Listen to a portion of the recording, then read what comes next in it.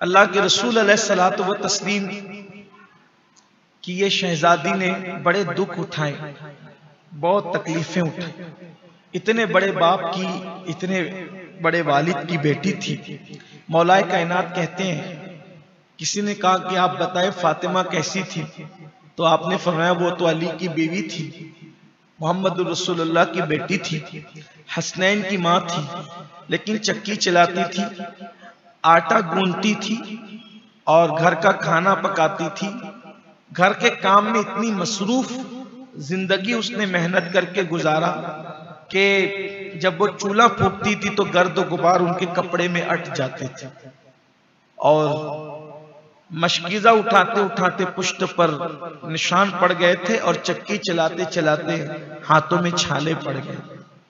2-2 महीने होते थे, घर में चूल्हा नहीं जलता था, लेकिन कभी उन्होंने शिकायत नहीं की कि घर में चूल्हा नहीं जला।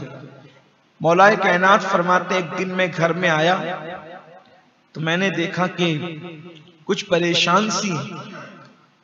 मैंने पूछा कि कुछ परेशान सी दिखती हो? कहाँ कोई बात नहीं। कहा बताओ। तो नजरअंदाज किया। तो फिर फरमाया कि अगर शौहर को नहीं बताओगी तो बात किसको बताओगी? अल्लाह करे मेरी आवाज खवातीन तक भी पहुंचे। मैं तो सिर्फ लोगों से यही कहता हूं कि कायनात के अंदर सिर्फ इस एक खातून की जिंदगी अगर सही तौर पे पेश हो जाए तो पूरी कायनात की औरतों को संवरने के लिए सिर्फ उनकी जिंदगी काफी है। सब्र और रजा का जो पैकर थी ये खातून, हुस्न अखलाक, किरदार, इबादत, मामलात, कोई नजर नहीं आता, कोई नजर नहीं आता। अल्लाह ने क्या शान दी थी, क्या शान दी थी। नसब इतना बड़ा था कि कोई उस नसब की बराबरी नहीं कर सकता। सैयदुल आलमीन की बेटी हैं, उनकी अम्मी खदीजतुल कुबरा वो खातून है कि जिनके लिए अर्श से सलाम आता है, जिनके शौहर सैयदुल अरब हैं। अल्लाह के रसूल फरमाते अली सैयदुल अरब हैं। एक दिन अम्मा आयशा मौजूद थी, फरमाया कि सैयदुल अरब आ रहा है, सैयदुल अरब आ रहा है। मौला अली के लिए कहा तो अम्मा आयशा ने कहा हुजूर आप सैयदुल अरब नहीं? तो आका ने कहा मैं तो सैयदुल आलमीन हूं, मैं तो सैयदुल आलमीन का सरदार हूं, मैं ये अरब का सरदार अली आ रहा। तो बाबा आलमीन के सरदार, शौहर सरदार अरब। और फिर ये भी फरमाया, मेरे आका फरमाते ये दुनिया का भी सरदार है और आखिरत का भी सरदार। और फिर उसके बाद बेटे जन्नती जवानों के सरदार, पोते जैनुल आबिदीन आबिदों के सरदार, पूरा खानदान सियादत का खानदान। बल्कि मेरे आका ने सलाम में एक हदीस में फरमाते, हदीस पाक है जिसको मुहिब्बुद्दीन तिबरी ने अपनी किताब में लिखा है। मुहिब्बे तिबरी लिखते हैं कि मेरे आका फरमाते मेरी बेटी फातिमा वो है, मेरी तवज्जो, हुजूर ने खुद उनकी शान बयान फरमाया, मेरी बेटी फातिमा वो है कि जिसका बाबा नबियों का सरदार है और जिसका दादा सारे शहीदों का सरदार सैयदुल शोहदा अमीर हमजा, ये फातिमा का दादा है। अगर फातिमा का चाचा वो है जिसको अल्लाह ने जन्नत में 2 पर अता किए हैं और वो जन्नत में उड़ता फिरता है, उसी को जाफर तैयार कहते हैं। और फिर मेरे आका सल्लल्लाहु अलैहि वसल्लम ने फरमाया और फिर इसके बेटे जन्नती जवानों के सरदार, और इसी की औलाद में मोहम्मद महदी, जिनका जिक्र कल आपने सुना, थोड़ा सा मैंने अर्ज किया। ये फातिमा ज़हरा की औलाद का एंड है, ये इख्तिताम है। आगाज है हसन और हुसैन पर और इख्तिताम है इमाम महदी पर, जिसकी औलाद की इब्तिदा की भी कोई मिसाल ना हो और जिसकी इंतहा की भी कोई मिसाल ना हो। उस माँ की शान का आलम क्या, ऐसी औलाद जिसकी है। तो मौलाए कायनात ने फरमाया कि कुछ गमगीन सी थी, चेहरे पे कुछ आसार मलूल होने के थे, कुछ मलूलपन था चेहरे पे। मैंने पूछा क्या बात है, तो नजरअंदाज किया। तो मैंने कहा कहो मुझसे न कहोगी तो किससे कहोगी? कहने लगी कि कई दिन हो गए घर में चूल्हा नहीं जला और घर में खाने को कुछ है नहीं। तो मौलाए कायनात फरमाते हैं पहले बता दिया होता, अगर तुम मुझे पहले बता देती तो मैं इंतजाम करता, कुछ तलाश करता कुछ। आप सोचें कि सब्र की इंतहा देखें कि घर में कई दिन से फाका है और शौहर को भी खबर नहीं। किस दर्जे का सब्र है ये, इसको क्या नाम दीजिएगा, कैसा नाम दीजिएगा। वो फरमाती हैं कि मौलाए कायनात ने फरमाया कि मुझे पहले बताते। खैर अब बताया है तो थोड़ा इंतजार करो, मैं कुछ इंतजाम करता हूं। मौलाए कायनात एक यहूदी के पास जाते हैं और उससे कहते हैं कि 1 दीनार कर्जा दो, 1 दीनार कर्जा दो। वो 1 दीनार कर्जा देता है और मौलाए कायनात उस दीनार को लेकर सोचते हैं कि अब मैं फातिमा के लिए क्या खरीदूं। दीनार सोने के सिक्के को कहते हैं, कीमती होता था। दिरहम चांदी का सिक्का और दीनार सोने का सिक्का। अब ख्याल कर रहे हैं कि कौन सी अच्छी चीज ले जाकर के दूं तो खिलाऊं। ये सोच ही रहे थे कि इतने में रसूलुल्लाह के एक सहाबी मिक़दाद इब्ने अस्वद, हज़रत मिक़दाद आते हैं और उनकी आंख में आंसू थे।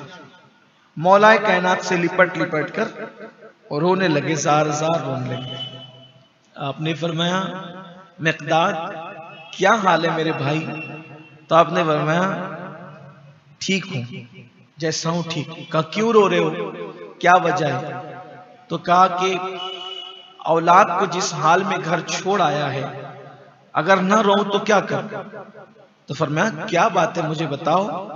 तो कहा कि घर में फाका कशी है, कई दिन से बच्चे इतना रो रहे थे कि मुझसे बर्दाश्त नहीं हुआ कि मैं बच्चों का रोना देख सकूं, इसलिए मैं बाहर निकला।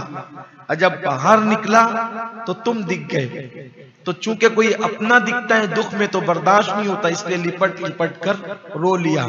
मुझे ऐसा लगता है अली मेरे बच्चे जिंदा नहीं रहेंगे, शायद वो भूख से मर जाएंगे, क्योंकि उनकी आओ बोका मुझसे देखी ना गई।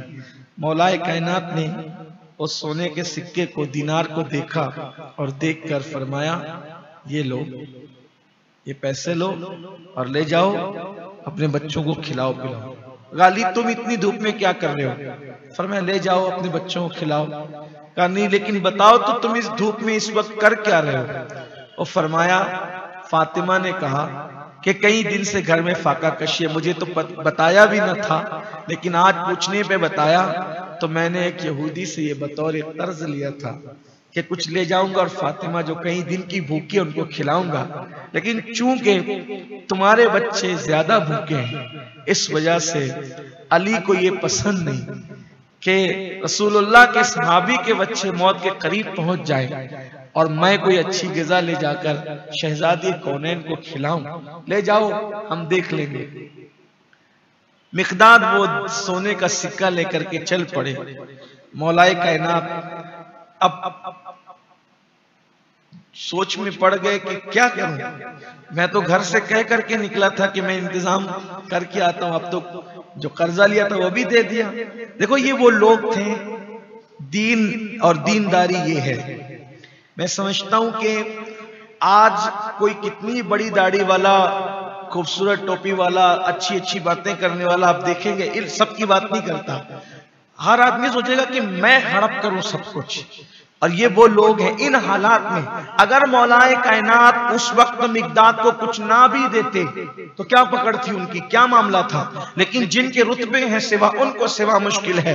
खुद की बीवी का ये हाल है कि कई दिन की फाक़िज़ है और अब बर्दाश्त नहीं हुआ तो चेहरे पे मलूल होने के आसार है, मलूल पने चेहरे पर, अब सुर्दगी है और कह के निकले के इंतजाम करने जा रहा हूं और कर्जा लिया, एक यहूदी से कर्जा लिया और कर्जा लेकर के कुछ खरीदने से पहले ये मामला हो गया, दे दिया।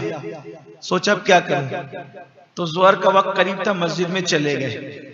मस्जिद में गए, ज़ोहर पड़ी, बैठे ही रहे, हिम्मत नहीं हुई निकलने की, असर पड़ी, फिर हिम्मत नहीं हुई घर जाने की। हालांकि मस्जिद से बिल्कुल हुजरा लगा हुआ, तभी भी लगा हुआ है। मगरिब का वक्त आया, हुजूर ने मगरिब की नमाज पढ़ी और मगरिब की नमाज पढ़ के अपने पैर से मौला अली के पैर पे मारा और इशारा किया बाहर निकलो। मगरिब की नमाज पढ़ने के बाद सरकार ने पैर से थोड़ी सी हल्की सी वो देते हैं, इशारा करते हैं। मौलाए कायनात ने देखा दोगा बाहर चलो। जब मौलाए कायनात पीछे पीछे बाहर निकले और फरमाया कि घर में क्या पका है।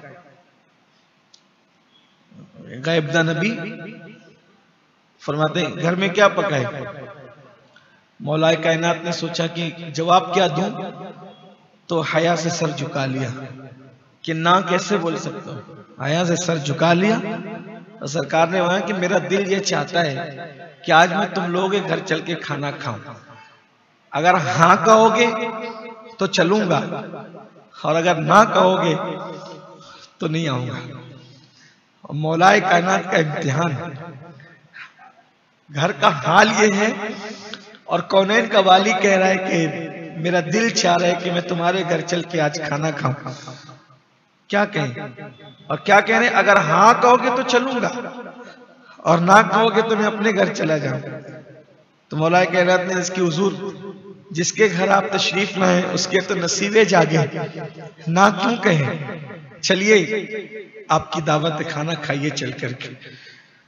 तो अब इसकी रिवायत मौलाए कायनात खुद करते हैं कि जब मैं रसूलुल्लाह को अपने घर ले गया तो फातिमा उस मुकाम में थी जहां वो नमाज अदा कर, नमाजगाह थी और नमाज की जगह पर थी, नमाज सजदे में थी।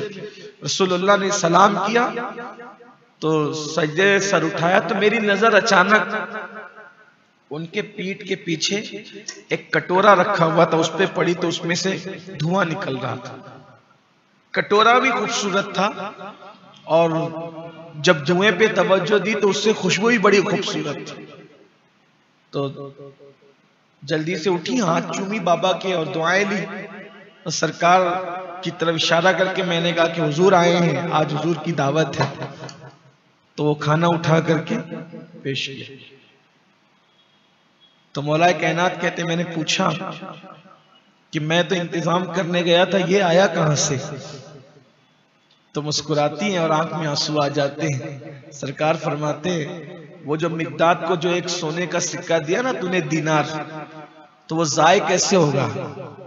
तो अल्लाह तबारक व तआला ने ये जन्नत का खाना तेरे घर भेजा और तुझे अल्लाह ने जकरिया के खाने में रखा ली। अल्लाह ने तुझे जकरिया के खाने में रखा और मेरी बेटी फातिमा को अल्लाह ने मरियम के खाने में रखा। कि जकरिया इस माना में कि जकरिया पूछते मरियम ये रिस्क कहां से आता है, तो मरियम जवाब देती है ये रिस्क मेरे अल्लाह की तरफ से आता है और अल्लाह जिसे चाहे बेहिसाब अता फरमाए। तो अली तुम्हारा वो दीनार देना अल्लाह ने ज़ाय नहीं फरमाया, बल्कि उसके बदले में अल्लाह ने तेरे घर जन्नत का खाना अता फरमाया। लेकिन आप गौर फरमाएं, इन हालात में जिंदगी गुजरती है और फिर आपकी जिंदगी तो यूं ही बड़ी खूबसूरत है, बड़ी हसीन है, बड़ी जमील है। एक एक बात बयान की जाए तो उसके लिए दिल तो चाहता है कि बातें इनकी होती रहे। लोगों से तो यही कहता हूं जिनकी मोहब्बत हम पे फर्ज है, जिनकी मोहब्बत पर ईमान पे खात्मे की बशारत है, जिनकी मोहब्बत पर हमें जन्नत की बशारत है, जिनकी मोहब्बत पर हमें ये हुक्म है कि जो इनसे मोहब्बत करेगा उस पर जहन्नम की आग हराम है। बल्कि आपको बताऊं एक हदीस याद आ रही है मुझे कि जब जन्नती जन्नत में चले जाएंगे और जहन्नमी जहन्नम में चले जाएंगे तो जन्नत में एक नूर चमकेगा, जन्नत में एक नूर चमकेगा, एक रोशनी चमकेगी। तो अहले जन्नत ऐसे अचानक नहीं, आदमी नॉर्मल बैठा होता है, अचानक कोई रोशनी चमकती है सब चौंक करके उधर रोशनी की तरफ देखते हैं। तो ऐसे जन्नत में एक रोशनी और एक नूर चमकेगा तो सारे जन्नती उधर देखेंगे और वो क्या कहेंगे, क्या अल्लाह ने तजल्ली की, यानी अल्लाह ने अपने नूर से नकाब उठा दिया। तो फरिश्ते कहेंगे नहीं नहीं नहीं, अल्लाह ने तजल्ली नहीं की, अल्लाह ने अपने जलवों से नकाब नहीं उठाया। अली और फातिमा बैठकर एक दूसरे के साथ मजाक कर रहे हैं, तो अली ने फातिमा के साथ जन्नत में मजाक किया, उससे फातिमा ने हंस दिया, तो उनकी हंसी से जो नूर निकला है और वो ऐसी रोशनी है कि तुमको यूं लग रहा है कि अल्लाह ने तजल्ली की। ये अल्लाह की तजल्ली नहीं है, ये फातिमा की हंसी का नूर है, सैयदा पाक की शान। और जब विसाल का वक्त हुजूर अलैहिस्सलाम ने बशारत दी थी कि सबसे पहले तुम आकर मिलोगी, हुजूर का विसाल रबीउल अव्वल शरीफ में हुआ। रबीउल अव्वल के बाद रबीउल आखिर, जमादिल उला, जमादिल आखिर, रजब, शाबान और रमजान, यानी कि कमोबेश छठा महीना था अल्लाह के रसूल के विसाल को। सैयदा पाक ने जब वो 3 रमजान मुबारक या 27 रमजान मुबारक को आपने विसाल फरमाया। 11 हिजरी थी और कई रिवायतें हैं आपके मुतालिक, लेकिन एक रिवायत ये भी है कि जब आपके विसाल का दिन आया तो मंगल का दिन था, रमजान शरीफ था, मंगल का दिन था। आपने उम्मुल मोमिनीन सैयदा उम्मे सलमा से कहा कि अम्मी जान मुझे पानी रख दे ताकि मैं गुस्ल कर लूं, कि मेरा वक्त आ चुका है, दुनिया से जाने का मेरा वक्त आ चुका है, मैं गुस्ल कर लूं और मेरे लिए नए कपड़े का इंतजाम कर दे। उम्मुल मोमिनीन सैयदा उम्मे सलमा से कहा कि मेरे लिए नए कपड़ों का इंतजाम कर दे। हालांकि आज से पहले कभी किसी से नए कपड़ों का मुतालबा आपने नहीं फरमाया, तो फरमाया कि अम्मी जान नए कपड़ों का इंतजाम कर दें। तो मोटे कपड़े उम्मे सलमा उम्मुल मोमिनीन ने आपके लिए लाए और पानी रखा, आपने गुस्ल किया, बहुत एहतिमाम से गुस्ल किया उस वक्त, और वो कपड़े मोटे पहने और वो मोटे कपड़े पहनकर उसमें खुशबू लगाई और खुशबू लगा करके आप बिस्तर पर लेट गई। कई रिवायतें, उसमें से एक रिवायत, कहीं एक है एक रिवायत, क्योंकि मैं अक्सर लोगों को कहता हूं कि जितनी रिवायतें हैं हम पढ़ देते हैं, हर आदमी अपनी ज़ौक़ के मुताबिक उसको कबूल कर ले।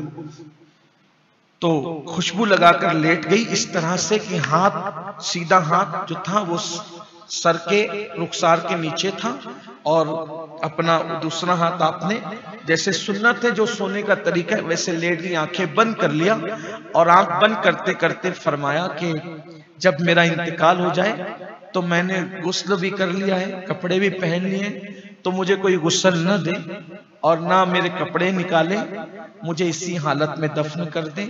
जीते जी भी मेरे जिस्म को किसी ने नहीं देखा, तो मैं चाहती हूँ कि बाद विसाल भी मुझे कोई ना देखे, इसी हालत में मुझे दफन कर दें। इमाम अब्दुल रऊफ मनावी वगैरह बहुत सारे बुजुर्गों ने ये रिवायत को लिखा है, और भी रिवायतें, गुस्ल की भी रिवायतें मौजूद है, लेकिन एक रिवायत ये भी है। और फिर जब आपका विसाल हुआ तो मौलाए कायनात ने नमाज जनाजा पढ़ाई। आपकी वसीयत ये भी थी कि मेरा जनाजा दिन को मत उठाना, मेरा जनाजा रात को उठाना, ताकि किसी मर्द की नजर मेरे जिस्म पे न पड़े।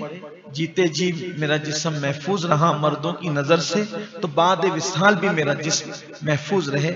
और फिर आपको मंगल की दिन में आपने विसाल फरमाया और मंगल की रात में आपको जन्नतुल बकी में जो है वो आपकी तदफीन अमल में आई।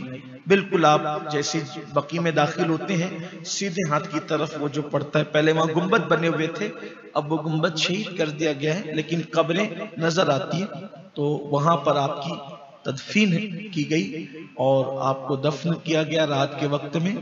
एक बात सैयदा फातिमतुज़ ज़हरा की जानिब से बड़ी, बहुत बड़ी उम्मत के लिए बतौर तोहफा है कि जब आप अल्लाह के रसूल अलैहिस्सलाम की बारगाह में एक मर्तबा गई तो मौलाए कायनात ने फरमाया कि जा करके आपके बाबा से कहना कि वो कोई खादिम या कोई गुलाम या कोई कनीज दे दे ताकि वो आपकी मदद करे।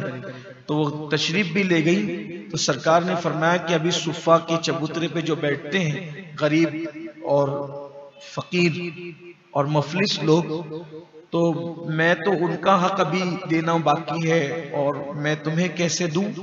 अलबत्ता मैं तुमको उससे बेहतर एक चीज देता हूं कि हर नमाज के बाद 33 मरतबा सुबहान अल्लाह, 33 मरतबा अल्हम्दुलिल्लाह और 34 मरतबा अल्लाहु अकबर, इसको पढ़ लेना।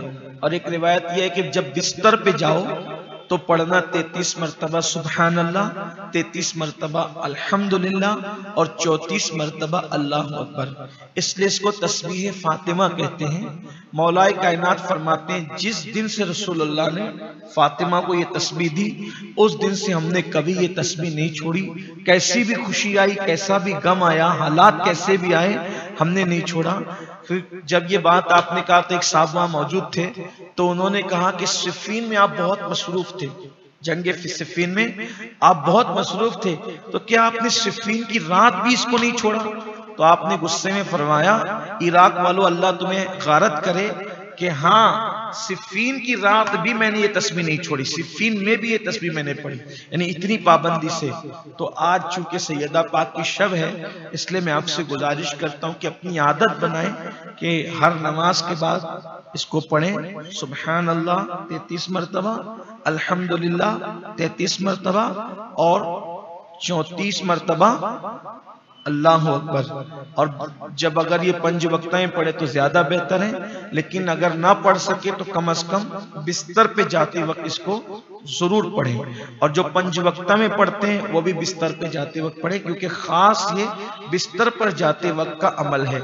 क्योंकि अगर आप, कुछ लोग हैं जो थकन के शिकार होते हैं, थकन के लिए दवाइयां लेते हैं, थकन के लिए टैबलेट लेते हैं, बहुत लोग हैं थकन के लिए फ्रेश रहने के लिए बहुत कुछ लेते हैं। मैं अल्लाह के घर में कह रहा हूं आपसे, अगर आप सोते टाइम इसको पढ़ लेंगे, खुदा की इज्जत की कसम किसी दवा से आप इतने फ्रेश होकर के नहीं उठेंगे जितना इस तस्बीह की बरकत से आप फ्रेश रहेंगे।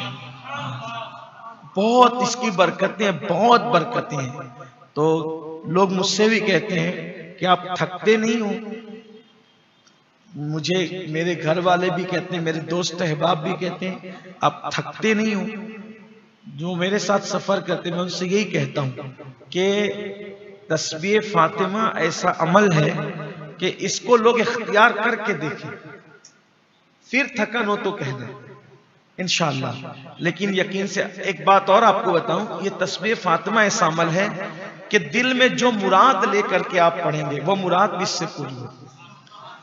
हुजूर अलैहिस्सलाम ने बात की, याद रखिए जो बात हुजूर अलैहिस्सलाम ने अपने घर वालों को बताई, भाई सारी बातें तो सबको बताई, लेकिन कुछ बातें हुजूर ने सिर्फ अपनी अहले बैत को बताई है। कुछ बातें ऐसी है, जैसे मिसाल के तौर पे एक बात आपको बता दूं, और वो खास है क्योंकि हुजूर अलैहिस्सलाम पे जब आयत नाजिल हुई ना, इन्नमा युरीदुल्लाहु लियुज़हिबा अन्कुमुर रिज्स अहलल बैत व युतहिरकुम तत्हीरा, ये आयत हज़रत अबू सईद खुदरी से पूछा गया कि ये किन के लिए नाजिल हुई, तो आपने बताया वो 5 लोगों के लिए, अल्लाह के रसूल, फातिमतुज़ ज़हरा, अली मुर्तज़ा, हसन और हुसैन।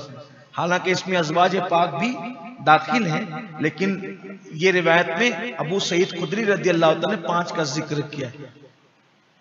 तो उस वक्त जब ये आयत नाजिल हुई तो हुजूर ने इन चारों को अपनी चादर में लिया। ये आप बार बार सुन चुके हैं, वो बताना मकसद नहीं है, कुछ और सुनिए इस पर जो कहना चाहता हूं।